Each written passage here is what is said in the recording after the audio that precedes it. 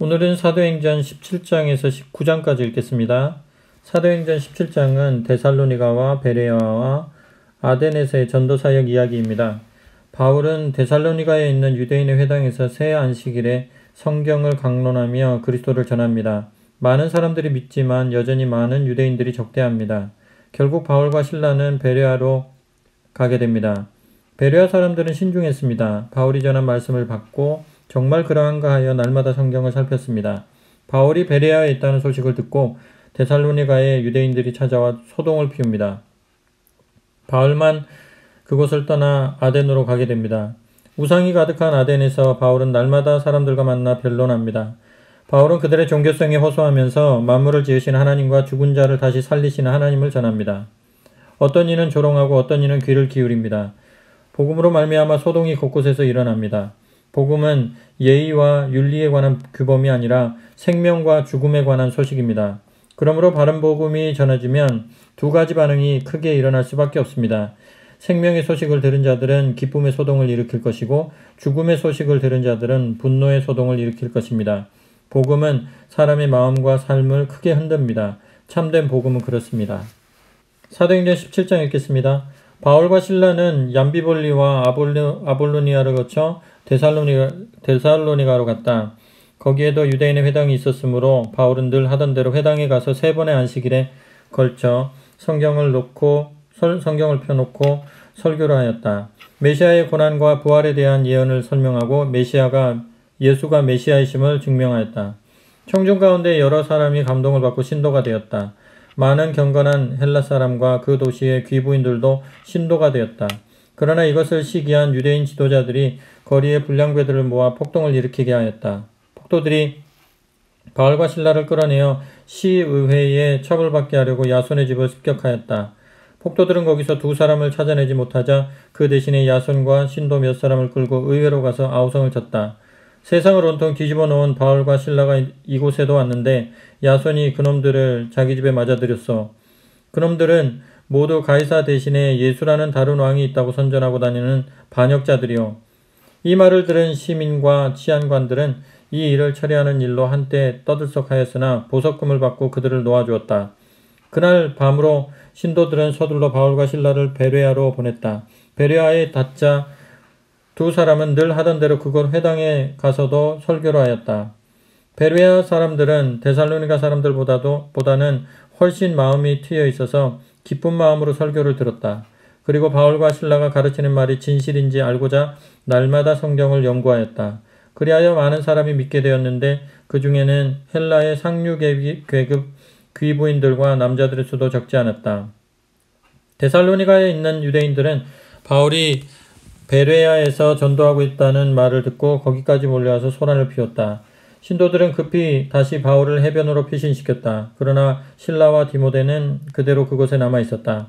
바울과 동행했던 사람들은 아덴까지 그를 안전하게 바래다 준 뒤 속히 실라와 디모데도 뒤따라 와달라는 바울의 전가를 가지고 베레아로 되돌아갔다. 바울은 아덴에서 실라와 디모데를 기다리는 동안 시내를 구경하다가 사방에 우상이 질비한 것을 보고 분노가 치솟아 올랐다. 그래서 그는 회당에 가서 유대인과 경건한 이방인들과 토론을 벌였고 날마다 광장에 나가서 거기 나온 사람들과도 토론을 하였다.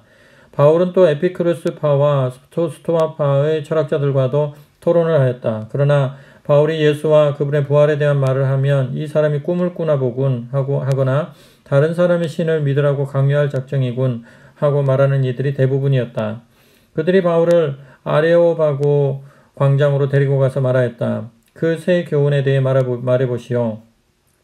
당신의 놀라운 이야기를 어디 한번 우리도 자세히 들어봅시다. 아덴 사람들이나 그곳에 사는 외국인들은 모두가 늘 새로운 것을 찾아서 듣고 토론하는 것으로 세월을 보내고 있었던 것이다. 아레오바고 광장에 서자 바울은 군중들을 향해 이렇게 연설하였다. 아덴 시민 여러분, 내가 보기에 여러분은 매우 종교심과 신앙심이 많은 사람들입니다. 나는 시내를 다니며 여러분들의 많은 제단을 보았습니다. 그런데 그 중에 하나에 알지 못하는 신에게라고 쓴 것이 있었습니다. 여러분은 그 신이 어떤 신인지도 모르고 섬기고 있습니다. 그러기에 지금부터 내가 그분에 대한 말씀을 자세히 해드리겠습니다. 그분은 이 세상과 그 안에 있는 모든 것을 지으신 분입니다. 그분은 하늘과 땅의 주인이시기 때문에 인간의 손으로 만든 신전에는 계시지 않습니다. 또한 인간의 손으로는 그분이 원하시는 바를 채워드릴 수조차 없습니다.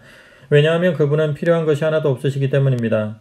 오히려 그분 자신이 모든 인간에게 생명과 호흡을 주시고 필요한 것을 만족하게 채워주십니다. 그분이 하나님이십니다. 하나님께서는 이 세상에 있는 모든 인류의 조상인 한 사람 아담을 만드시고 그에게서부터 인류를 온 세계에 퍼져나가게 하셨습니다. 하나님께서는 어느 나라가 흥하고 어느 나라가 망하며 언제 그렇게 될 것인가를 미리 다 정하시고 그들의 영토도 정하셨습니다. 이 모든 일을 행하신 목적은 사람들이 하나님을 더듬어 찾기만 하면 만날 수 있도록 하기 위한 것이었습니다. 사실 하나님께서는 우리들 누구와도 멀리 떨어져 계시지 않습니다. 우리는 하나님 안에서 숨쉬고 움직이고 살아가고 있습니다. 여러분의 시인 중에 한 사람이 우리는 하나님의 자녀들이라고 말한 그대로입니다. 그러니 하나님을 인간들의 손으로 금이나 은이나 또는 돌을 깎아서 만들어낸 우상 같은 것으로 생각할 수 있겠습니까? 지금까지는 하나님께서 이런 인간의 무지를 참아주셨습니다. 그러나 지금은 누구든지 다 우상을 버리고 하나님께 돌아설 것을 명령하고 계십니다. 하나님께서 임명하신 분을 통해서 공정히 심판하실 날을 정하셨기 때문입니다. 하나님께서는 그분을 죽음으로부터 다시 살리심으로써 이 일을 맡기셨다는 증거를 삼으셨습니다. 바울의 말이 부활에까지 이르자 사람들이 비웃기 시작하였다. 그러나 그들 가운데에는 우리는 그 일에 대해서 나중에 더 자세한 것을 듣고 싶소 하고 말하는 사람들도 있었다. 바울은 토론을 끝냈다. 몇 사람이 바울을 따라 신도가 되었는데 그들 가운데는 시의회 의원인 디오누시오와 다말이라는 부인과 그 밖에 다른 사람들도 있었다. 사도행전 18장은 고린도에서의 사역이 중심입니다. 엉터리 인생을 살다가 하나님의 은혜로 값진 인생이 된 사람이 여기에 또 있습니다. 바울입니다. 바울이 고린도에 도착합니다. 아굴라와 브리스길라의 집에서 살면서 복음을 전합니다. 수많은 사람들이 예수님을 믿고 세례를 받습니다. 무려 1년 6개월 동안 그들 가운데 머물며 말씀을 가르칩니다. 바울을 미워하던 유대인들이 그를 총독에게 고발하는데 총독은 이 일이 유대인과 그리스도인 사이에 벌어진 충돌임을 알고 내버려둡니다. 바울은 1년 6개월이 지난 후에 에베소를 거쳐 안디옥으로 돌아옵니다. 바울의 전도 사역은 그의 위대함과 탁월함을 보여주지 않습니다. 오히려 복음의 위대함과 탁월함을 보여줍니다. 극렬한 반대자였던 바울을 열렬한 전도자로 바꾼 복음이야말로 가장 위대하고 가장 탁월합니다. 우리가 주목할 것은 항상 사람이 아니라 복음입니다. 사도행전 18장 읽겠습니다. 그 후 바울은 아덴을 떠나 고린도로 갔다. 거기서 본도 출신의 아굴라라는 유대 사람을 알게 되었다. 그는 글라우디오 황제가 로마에 있는 모든 유대인들에게 추방령을 내렸기 때문에 아내 브리스길라와 함께 얼마 전에 이탈리아에서 쫓겨나 그곳에 와 있던 참이었다. 아굴라도 바울처럼 천막 만드는 일을 하고 있었으므로 바울은 그의 집에 묵으면서 같이 일을 하였다. 바울은 안식일마다 회당에 가서 유대인뿐만 아니라 이방인들을 설득시키려고 애썼다. 실라와 디모데가 마게도냐에서 온 후로 바울은 유대인들에게 설교하는 일에만 모든 시간을 바치며 예수께서 메시아이심을 증거하였다. 그러나 유대인들은 그러한 바울에게 대들고 욕을 퍼부었고 예수를 모독하기까지 하였다. 바울은 도저히 참을 수 없게 되자 옷에 먼지를 떨어버리고 말하였다. 당신들이 잘못한 책임은 당신들이 지시오. 이제부터 나는 이방인들에게 전도하겠소. 그 일이 있은 후에 바울은 디도 유스도라는 사람의 집에 가서 지냈다. 유스도는 이방인이면서도 하나님을 공경하는 사람이었다. 그의 집은 바로 회당 옆에 있었다. 회당 책임자 그리스보가 그의 온 식구들과 함께 주님을 믿고 세례를 받았다. 많은 고린도 사람들도 예수를 믿고 세례를 받았다. 어느 날 밤 주께서 환상으로 바울에게 말씀하셨다. 겁내지 마라. 계속하여라. 중단해서는 안 된다. 내가 너와 함께 있으니 아무도 너를 해치지 못할 것이다. 이 도시에는 내 백성들 사람이 많이 있다. 그래서 바울은 1년 6개월 동안 거기 머물면서 하나님의 말씀을 가르쳤다. 갈리오가 아가야 지방 총독이 되자 유대인들은 작당을 하여 바울을 붙잡아 총독에게 끌고 가서 이 사람은 로마법을 위반해 가면서 하나님을 예배하라고 충동질하고 있습니다 하고 고소하였다. 바울이 해명하려고 하는데 갈리오가 고소한 사람들을 향해 말하였다. 보시오, 당신네 유대인들, 만일 이것이 범죄 사건이라면 내가 당신네들의 고소를 들어줄 의무가 있어. 하지만 이것은 단지 말의 해석이나 인물을 비평하는 일이나 당신네들의 유대 율법에 관한 것이 아니오. 그런 거라면 당신네들끼리 해결해야 되지 않겠소. 나도 그런 일에 흥미도 없고 또 관여하고 싶지도 않소. 하고 소리치며 그들을 법정에서 쫓아내버렸다. 그러자 폭도들은 회당 책임자 소수대네를 법정 앞에 붙들어다 놓고 마구 때렸다. 그러나 갈리오는 그 일에 조금도 상관하지 않았다. 바울은 그 후 얼마 동안 더 고린도에 머물러 있다가 그리스도인들과 작별하고 브리스길라와 아굴라를 데리고 배편으로 수리아를 향해 떠났다. 바울은 전에 하나님께 서원했던 일 때문에 갱그리아에서 그 머리를 깎았다. 에베소에 도착한 바울은 일행을 배에 남겨둔 채 회당에 가서 유대인들과 토론을 벌였다. 그들이 바울에게 며칠만 더 있어달라고 청하였다. 그러나 바울은 시간을 더 지체할 수 없다고 거절하면서 나는 무슨 일이 있어도 명절 전에는 예루살렘에 닿아야 합니다. 라고 하였다. 그리고 만약 하나님께서 허락하신다면 후에 다시 에베소로 돌아오겠다고 약속한 뒤 떠났다. 그 다음에 들른 항구는 가이사랴였다. 거기서 바울은 예루살렘에 있는 교회를 방문하여 인사한 후에 다시 배를 타고 안디옥으로 갔다. 안디옥에서 얼마 동안 지낸 다음 갈라디아와 부르기아 지방에 있는 모든 신도들을 격려하고 주님 안에서 굳은 믿음을 지켜가도록 도와주었다. 그 무렵 훌륭한 성경교사이며 설교자로서도 뛰어난 아볼로라는 유대 사람이 애굽의 알렉산드리아에서 에베소를 찾았다. 그는 예수의 가르침을 배워서 열성을 다해 회당에서 설교하였다. 그러나 그가 아는 것은 고작 애굽에 있을 때 어떤 사람에게서 들은 세례 요한에 대한 이야기와 요한이 예수에 대해 어떻게 말했는가 하는 것이 전부였다. 하지만 담대한 그의 설교를 들어본 브리스길라와 아굴라는 아볼로를 찾아가서 요한이 온 후에 예수께 일어난 일들과 그것이 무엇을 의미하는지를 더 자세하게 설명해 주었다. 얼마 후 아볼로가 아가야로 가고 싶어 하자 신도들은 그를 격려해 주었다. 그리고 그곳 믿음의 형제들에게 아볼로를 소개하고 환영해 달라는 편지를 써보냈다. 아가야에 도착한 아볼로는 하나님을 위해 열심히 일하며 교회에 큰 힘을 북돋아 주었다. 그는 공개 토론에서도 유대인들을 훌륭하게 논박하고 성경의 말씀을 인용하여 예수께서 참으로 메시아이시라는 것을 증명하였다. 사도행전 19장은 바울의 에베소 사역 이야기입니다. 바울이 에베소에 있는 회당에 들어가 석 달 동안 하나님 나라에 관하여 강론합니다. 그러다가 마음이 굳은 자들의 비방을 받고 두란노 서원으로 옮겨 2회 동안 날마다 강론합니다. 그 기간 동안 능력과 기적이 많이 일어납니다. 본문은 주의 말씀이 힘이 있어 흥왕하여 세력을 얻으니라 라고 말합니다. 말씀 사역은 힘이 있습니다. 말씀 자체에 능력이 있기 때문입니다. 그러나 좋은 일만 있었던 것은 아닙니다. 복음 전파로 말미암아 우상과 관련된 일을 하던 사람들이 타격을 입습니다. 그들의 선동 때문에 바울을 비롯한 그리스도인들이 위기에 처합니다. 다행히 서기장의 만류로 소동이 잦아듭니다. 복음이 진정 사람의 삶 속으로 들어가면 사회가 진동합니다. 사회가 추구하던 우상들이 무너지기 때문입니다. 우리의 삶이 우리가 살아가고 있는 곳을 소란케 하고 있습니까? 아니면 우리가 사는 세상이 우리의 삶을 소란케 하고 있습니까? 사도행전 19장 읽겠습니다. 아볼로가 고린도에 있는 동안 바울은 아시아 지방을 거쳐서 에베소에 닿았다. 거기서 몇 사람의 제자를 만나자 바울은 여러분은 믿을 때에 성령을 받았습니까? 하고 물었다. 그들이 대답하였다. 아니요. 무슨 말씀인지 모르겠군요. 성령이 무엇입니까?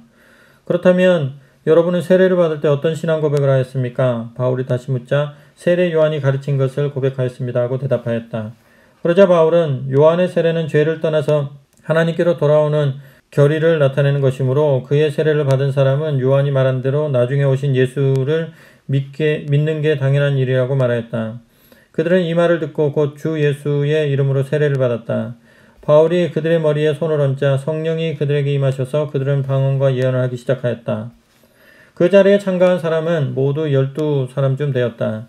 바울은 석 달 동안 안식일마다 회당에 가서 담대하게 설교하며 그가 무엇을 믿고 있으며 왜 많은 사람에게 예수를 믿으라고 설득하는가를 알려주었다. 그러나 어떤 사람들은 바울의 말을 거부하고 공공연하게 그리스도를 거역하는 말을 떠들어댔다. 그래서 바울은 그들에게 다시는 설교하지 않으리라 마음먹고 회당을 떠났다. 그리고 신도들을 데리고 두란노의 강당에서 별도의 집회를 열고 날마다 거기서 설교를 하였다.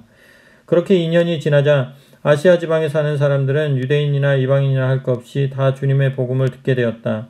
하나님께서는 바울에게 놀라운 이적을 행하는 능력을 주셨다. 그래서 그의 손수건이나 옷까지만 병자에게 닿게 돼도 병이 낫고 어떠한 귀신이라도 떠나갔다. 그때에 악마를 쫓아내는 일을 하며 돌아다니던 유대인 마술쟁이 일행이 있었다. 그들은 주 예수의 이름을 사용해서 귀신을 쫓아내보자는 계획을 세우고는 바울이 전하는 예수의 이름으로 내가 네게 명령한다 나가거라 하는 주문을 정하였다. 이런 짓을 한 사람들은 유대의 제사장인 스게와의 7 아들들이었다. 그런데 그들이 실제로 귀신 들린 사람에게 실험을 하자 나는 예수도 알고 바울도 안다. 그런데 너는 도대체 누구냐? 하고 귀신이 오히려 반발하였다. 그뿐 아니라 귀신 들린 사람이 그들 가운데 2 사람에게 덮쳐들어 난폭하게 구는 바람에 그들은 상처투성이가 되어 간신히 도망쳐 나왔다. 이 소문은 순식간에 에베소에 있는 유대인과 헬라 사람에게 퍼져 온 시내는 두려움 속에 주 예수의 이름을 높이 찬양하였다. 그리고 마술을 써오던 많은 사람들은 자기들이 지금까지 행한 일들을 고백하며 주문 외는 책이나 부적들을 가지고 나와서 산더미처럼 쌓아놓고 사람들이 보는 앞에서 불살라버렸다. 그 책값을 계산해 보았더니 은화 5만 개에 해당하였다. 이는 바로 하나님의 말씀에 의해서 얼마나 큰 일이 온 지방에 일어났는가를 단적으로 말해주는 것이다.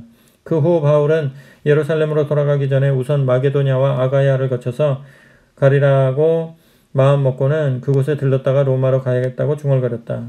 바울은 먼저 그를 늘 도와주는 디모데와 에라스도를 마게도냐로 먼저 보낸 뒤 자신은 얼마 동안 더 아시아에 머물러 있었다. 바로 그 무렵 에베소에서는 그리스도인들 때문에 큰 소동이 일어났다. 그 소동은 데메드리오라는 은세공업자가 일으킨 것이었다. 그는 많은 직공을 두고 에베소의 여신 아데미 신전 모형을 만들어 큰 장사를 벌여온 인물이었다. 그가 자기 직공과 동업자들을 한자리에 불러 모아놓고 말하였다. 여러분, 우리는 이 사업으로 먹고 삽니다.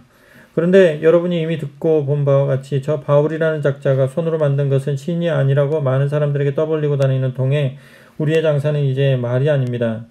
여기 에베소뿐만 아니라 아시아 전체가 이런 실정입니다.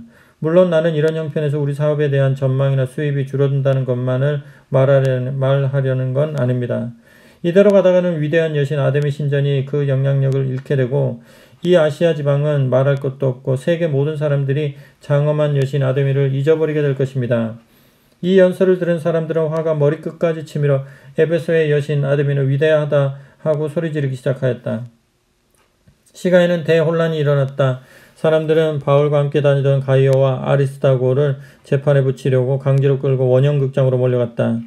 바울이 이것을 보고 안으로 들어가려고 하였으나 제자들이 들어가지 못하게 말렸다. 바울의 친구인 그 지방의 로마 관리들도 바울에게 사람을 보내 안에 들어가면 위험을 당할 테니 제발 들어가지 말라고 하였다. 극장 안은 군중들이 저마다 이 사람은 이렇게 떠들고 저 사람은 저렇게 떠들어댔기 때문에 수라장이 되고 말았다. 사실 대부분의 사람들은 자기가 왜 그 자리에 와 있는지조차도 알지 못하였다. 알렉산더가 유대인들에게 떠밀려 군중 앞에 섰다. 그는 조용히 해줄 것을 부탁하고 말을 시작하려고 하였다. 그러나 그가 유대인이라는 것을 안 군중은 다시 소리 지르며 에베소의 여신 아데미는 위대하다. 에베소의 여신 아데미는 위대하다. 하고 2시간 가깝게 떠들어댔다. 결국 에베소 시장이 군중을 겨우 진정시킨 뒤 말하였다.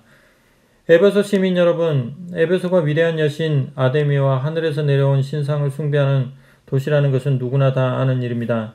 이것은 아무도 부인할 수 없는 사실입니다. 그러니 여러분은 진정하고 경솔한 행동을 해서는 안 됩니다.